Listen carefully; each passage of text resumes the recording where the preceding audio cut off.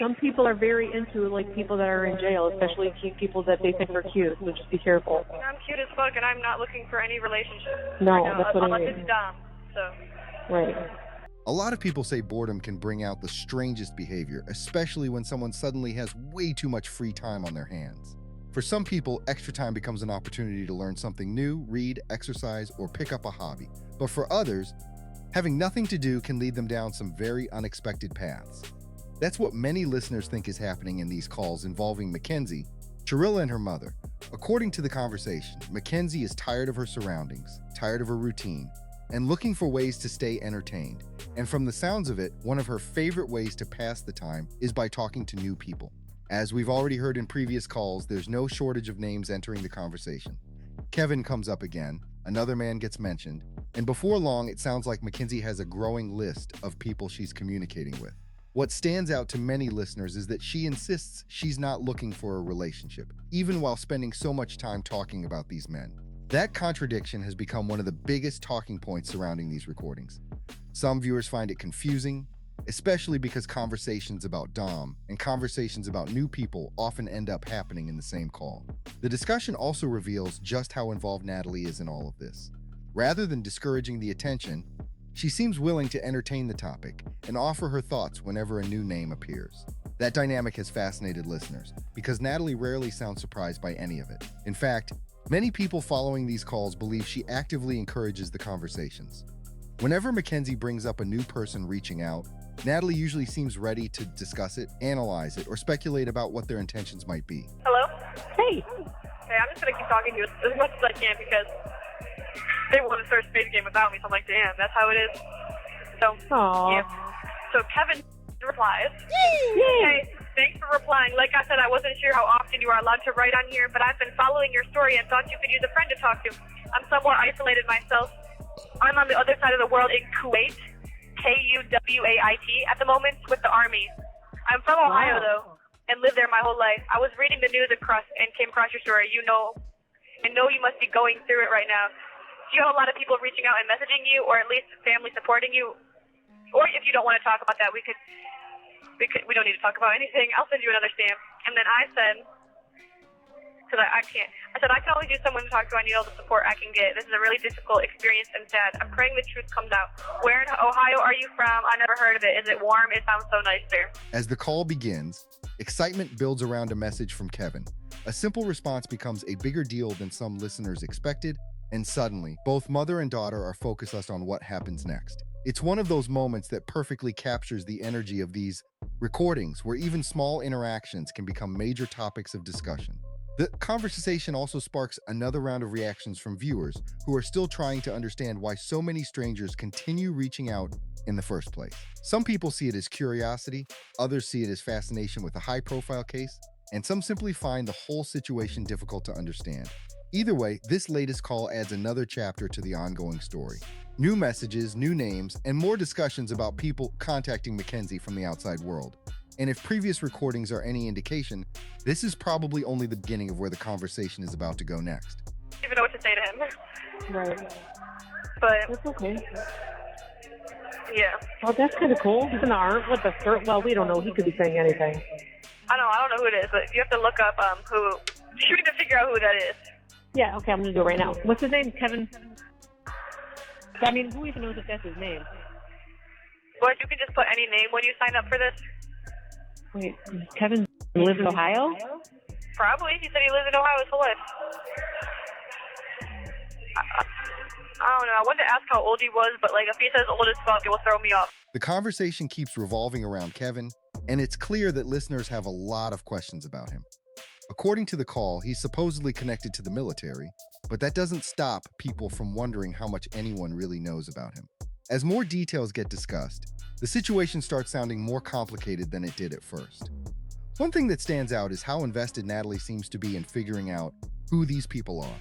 Rather than keeping her distance, she appears interested in learning more, checking details, and helping Mackenzie sort through the growing list of people reaching out. That immediately caught the attention of many listeners.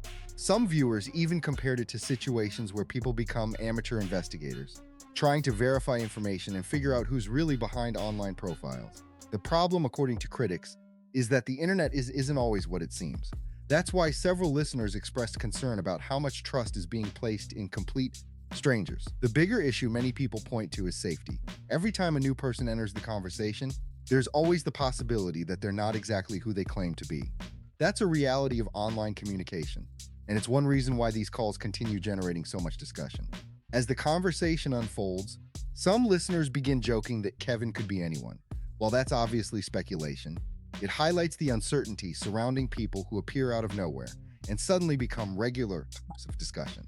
For many viewers, that's exactly why the situation feels risky. Then the call takes a much lighter turn. In an attempt to describe the situation, comparisons start getting made that leave listeners laughing. One particular analogy about birds immediately stands out and becomes one of the more memorable moments from this section of the call. The comparison is meant to suggest that some people walk right into situations without thinking about the consequences. Whether viewers agreed with the analogy or not, many found it entertaining enough to become a talking point afterward. It also leads into more commentary about the dynamic between Mackenzie and Natalie, which remains one of the biggest themes running through these recordings. Eventually, the focus returns to Kevin and what Mackenzie thinks about him. At one point, there are comments about age and appearance, which seem to matter quite a bit in the conversation. Listeners quickly notice that first impressions are playing a major role in how these people are being judged. Then Natalie delivers a comment that completely catches people off guard. While trying to describe a sound, she compares it to something involving a cat at the zoo. Ask until he tells me. No, he looks young-ish. Like 30? Maybe. I wouldn't say any older than that. What, it's him? He says he's in the army and shit? No. I'm saying, though, it says nothing. No, and here's another Kevin. He's like a Boy Scout or something. That's not him. Oh my god, you hear her? She's mamming. I heard it. It sounds like an animal from the zoo. Meow. It does. The remark immediately sparks confusion because many listeners have no idea what she's talking about. In fact, that random comparison may have generated more reactions than the topic she was actually discussing. By the end of this section, the conversation has once again bounced between online strangers, safety concerns, family involvement, and completely random observations. That's become a recurring pattern with these calls, and it's one of the reasons so many people keep tuning in. You never really know where the discussion is going to end up next. If you were paying close attention to that section of the call, another name seems to enter the picture. Oh, you got another message. On my phone? Yeah, who knows? Jeremy. I don't know him. Yeah, you're not friends. He's just a stranger who reached out to you. On Instagram or what? Aww. On Facebook or what? I hope the judge does not think one bad night should ruin your life too. I have a 17-year-old daughter and I'm sympathetic. What did they say? He has a 17-year-old daughter and he's sympathetic. If I can help in any way, I would. I hope the best for you. I'm not even sure if you get this, but I just wrote it just by chance. I believe it was Jeremy or something close to that. Either way, it's yet another person reaching out to Mackenzie, and that immediately catches the attention of listeners who have been following these recordings from the beginning. What stands out is the reason given for making contact. According to the conversation, this man mentions having a daughter around a similar age and says he felt compelled to reach out. That explanation quickly sparked reactions online because many viewers found it unusual. As more names continue appearing in these calls, people keep asking the same question: why are so many strangers becoming personally invested in this situation? At this point, the list of people contacting Mackenzie seems to be getting longer and longer. First there was Kevin, now there's another individual, and the conversation keeps returning to messages, phone calls, and people wanting to connect with her. For many listeners, that has become one of the strangest parts of these recordings.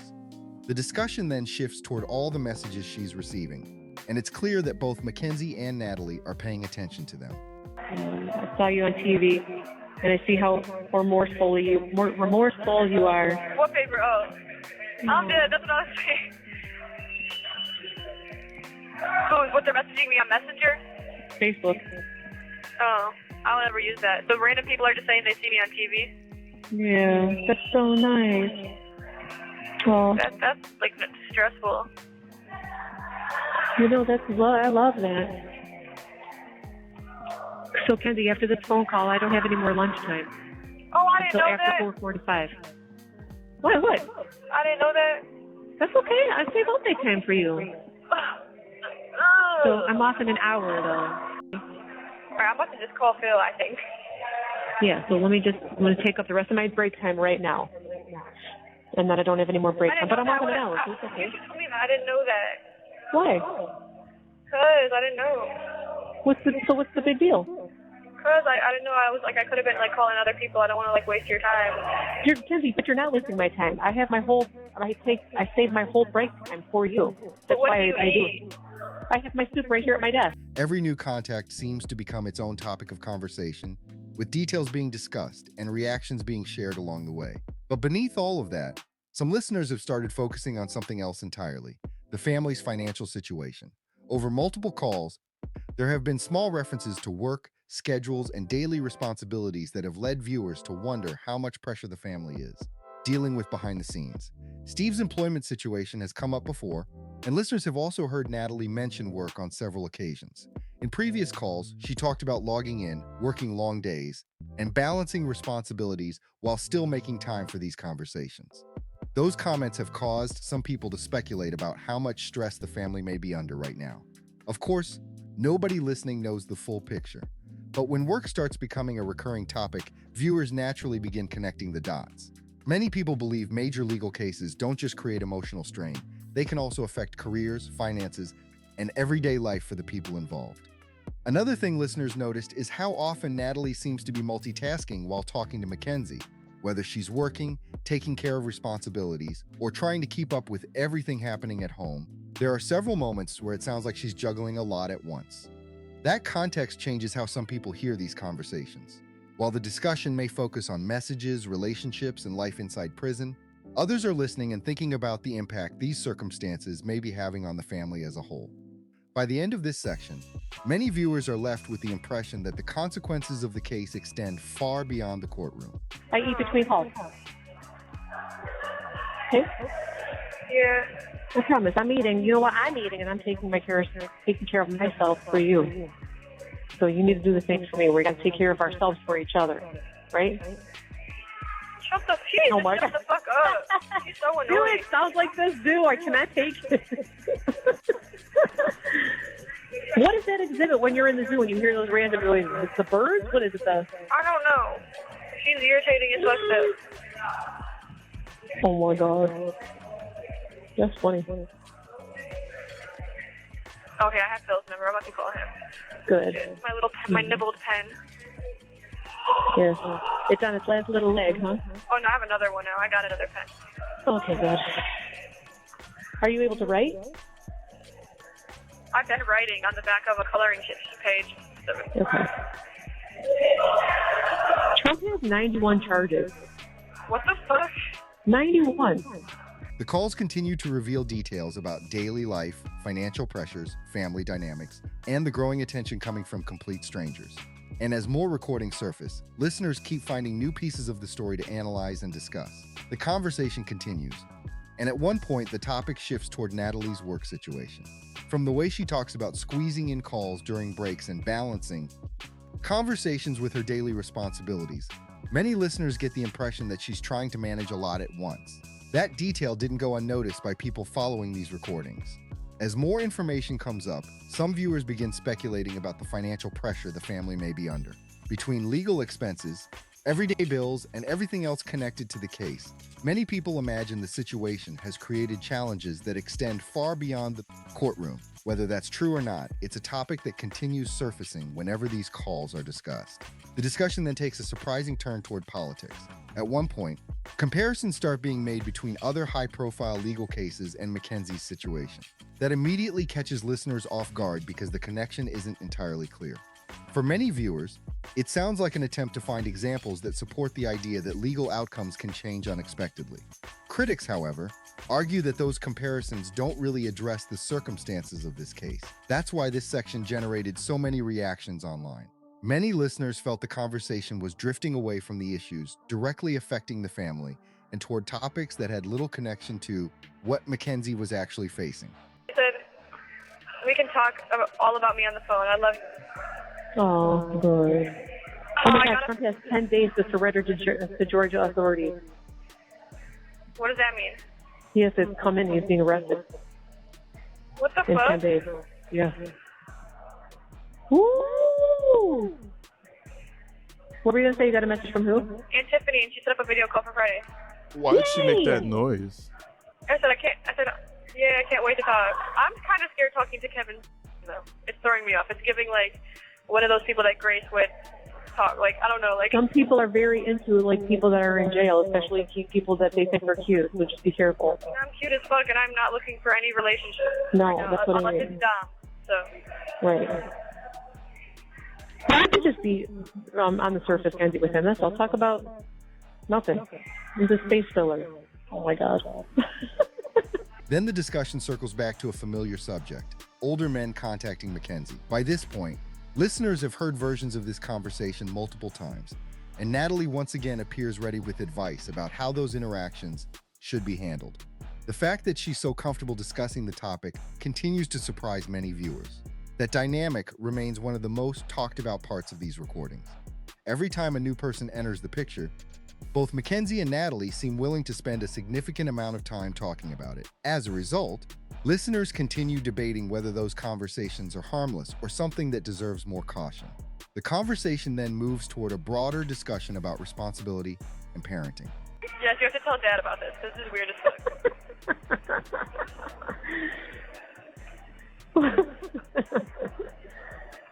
Yeah. Oh my gosh. She's so fucking irritated as fuck. Oh, my God. That's funny.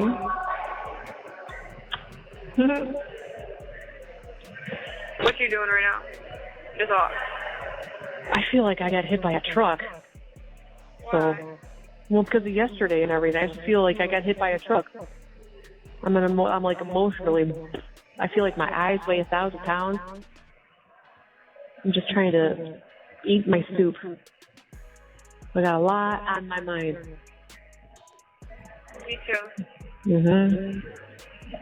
So, I just but I think was, whiffed of like the most disgusting smells ever. yeah, sorry. I should be moving me off the floor too, though. I'm gonna call Marysville and just ask them what it's like there for new inmates. I'm gonna call them. You call them tonight. What? You scared me. I was locked like, man. What? They was like, you look lopsided. Critics of the family argue that many of the attitudes heard in these calls didn't appear overnight. Instead, they believe the recordings reveal patterns that may have existed for years. Others disagree and feel it's unfair to draw those conclusions based on a handful of phone calls. Toward the end of this section, another recurring theme returns, the belief that many people in prison are innocent. Listeners have heard similar comments before, and once again the idea becomes part of the discussion. For some viewers, those statements sound like an attempt to find comfort in a difficult situation. Others see them as a reflection of how people often view their own circumstances while incarcerated. By the end of the call, one thing remains clear. Every conversation seems to open the door to a new debate. Whether it's family dynamics, finances, outside attention, or life behind bars, listeners always find something new to analyze and discuss. As the conversation continues, the discussion shifts toward another case involving someone who went to prison. Because I'm like leaned over. I'm drawing right now. Yeah, but let me know what the Marysville says. I don't know. Damn, they're probably going to just try to fuck me with time. Yeah, honey, they 100% are. Based on that, but look, we're not just going to talk about anything, but just prepare for something insane, okay? I'm sorry. I'm Yeah, sorry. this shit is so sad. Yeah, and that guy, he didn't like seek out to kill that firefighter on the road. That's crazy. Yes, that's just like so weird that they just like, I don't know what the fuck going on. See, something needs to change. Like, this is wrong with everyone. Right. And then maybe when you're in there, you can start doing something to make that change, you know? I think Auntie Tiffany's going to go to law school because of this. Yeah. What the fuck? I do. I'm dead as fuck. Mm-hmm. They need to eat this pizza.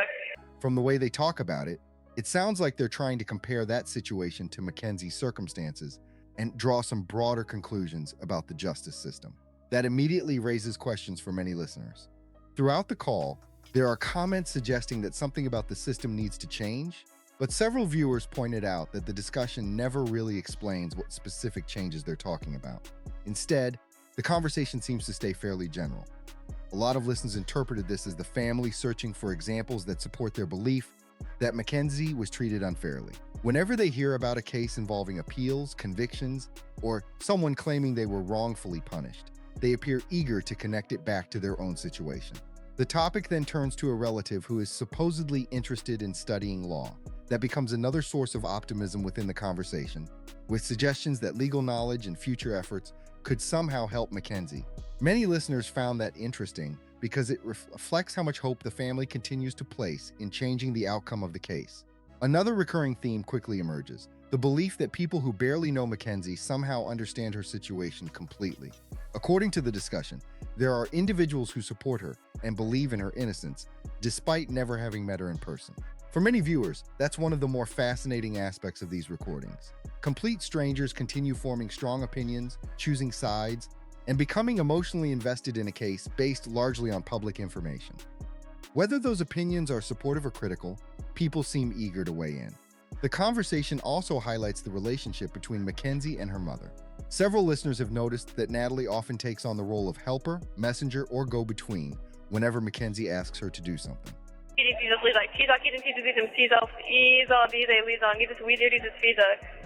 Yeah. Oh, that's gotta be hard. They need to message me. I need messages. I like my messages. Well, you gotta find something else to do to pass the time, though, okay? So when those come in, it's super fun, but don't, rely on those. You gotta do, you know what I mean? Yes. Find something to do. Yeah. Mm-mm. Yeah, everyone is probably at the juvenile facility like, oh my God, Kenzie this. Like, they're probably like, damn. I wonder if, everyone's just like, damn, I didn't know she's, because I'm guilty, they think I actually did it. But, I feel like people, that just doesn't mean. I'm sure they know. They know. And if they don't, fuck them. Who gives a fuck? You know, the people that are that easily swayed by... Oh, what time? Hold on. What time are your video calls at? 7 and 8? Are those yours? Yeah. Okay. So tell Faith hers is at 8:35, and it's on the terminal that doesn't work, and I'm trying to get it changed. Why, you can't message her? No, I can, but she's in therapy. So. Oh, well, you message her. I'm not messaging her. That's just too long to type, so you just tell her. Mm-hmm. That pattern comes up repeatedly throughout the calls. In this particular exchange, Mackenzie appears to delegate a task to Natalie because she doesn't want to handle it herself. The request is simple, but many listeners immediately focus on how quickly Natalie agrees to take care of it. It's another example of the dynamic that viewers have been discussing for months. That dynamic has become one of the defining features of these recordings. Some people see it as a mother supporting her daughter through a difficult situation. Others believe Natalie rarely pushes back and instead goes along with whatever Mackenzie wants. As always, opinions vary depending on who's listening. By the end of this section, the conversation has touched on legal cases, family support, public perception, and the ongoing relationship between Mackenzie and Natalie. And once again, listeners are left debating whether these calls reveal a supportive family bond or something much more complicated beneath the surface. One thing that many listeners have started wondering is how many people are still answering Mackenzie's calls at this point. We're going through these recordings in order, so this is still relatively early in the timeline. But as more time passes, a lot of viewers suspect that some of those conversations may start becoming less frequent. Several people have pointed out that before all of this happened, Mackenzie appeared to have a strong social circle and plenty of people around her. I hope they change it by then. Me too. Well, if they don't change it, no anxiety about it. Just talk to her on the phone. Well, what if they don't let me out the room and she's waiting for me? Well, I mean, you How much still have to go sit there. Huh? I'm going to tell my second shift staff. Yeah, just tell your second shift that she paid for that time, so you should get to talk to her somehow, either on the video terminal or the phone. I will. Yeah. Yeah, I'm about that to call. high-pitched noise that just happened? That was a door. Freaked the hell out of Mizzy. Oh. Her little head came up like, oh my God, Cam farted yesterday. It was hilarious. Why? What, he got scared or something? Yeah. Really? By his own fart? Yes. What? Warning. Yeah, but I missed you, Mom. I can't. I'm gonna try. Well, I'm probably not gonna be able to talk to you again until later, after 6. Yeah. Okay. It might be like later tonight. It's okay. But yeah, I'm gonna try to call Phil, and if Phil don't answer, I'm gonna try to call. I don't know who I should call. I will call everybody. You have 1 minute left. Try everybody. Okay. You know, see if Marissa's available. Rosie. And then somebody else. Marissa. Oh, yeah, Rosie. In situations like that, popularity can sometimes keep friendships together even when relationships become complicated. But prison changes a lot of things, and maintaining those same connections from the outside isn't always easy. I don't think Rosie gave me her number. Yeah. It didn't say why you're wrong. No, don't say why. Look what I drew. It's cute as fuck. You have to say what? No, don't say why. It just says it's Bond. Damn, you want to know. She want to know something. All right, but it's 1 minute left. I love you so much, Mom. I'm going to call Phil, and then I'll see you tonight in video call, and I'll probably call you before. All right. See if they can let you jump in and play spades. Maybe. I love you, baby. I love Tell you. Phil I said hi, and I said, tell him I just said hi, and I think he's hilarious. Cool? Oh, I will. So, And tell everyone to send me their number and stuff, too. I will. Love you, Booba. I love you, Mom. Me too. See you. Thank you for Love using you, love you, love you, love Discourse. you, love you. Love you. Without social media, public appearances, or the daily interactions she once had, many listeners believe some friendships may naturally fade over time. That's not necessarily unusual. It's something that happens in a lot of situations when people are separated for long periods. Because of that, some viewers think the list of people regularly picking up the phone could become much smaller as the years go by. If there's one person listeners are confident will continue answering, though, it's Natalie. Throughout all of these calls, she's consistently been Mackenzie's biggest supporter, and that doesn't seem likely to change anytime soon. That wraps up this recap of what's been happening in Mackenzie's world lately. Let me know what you think in the comments below. Do you think those outside relationships will last? Or do you think things will look very different a few years from now? If you enjoyed the video, make sure to like, subscribe, and share. And don't forget to comment your thoughts below, because there's still plenty more to discuss as these calls continue. Thanks for watching, stay safe, and I'll see you in the next one. Peace.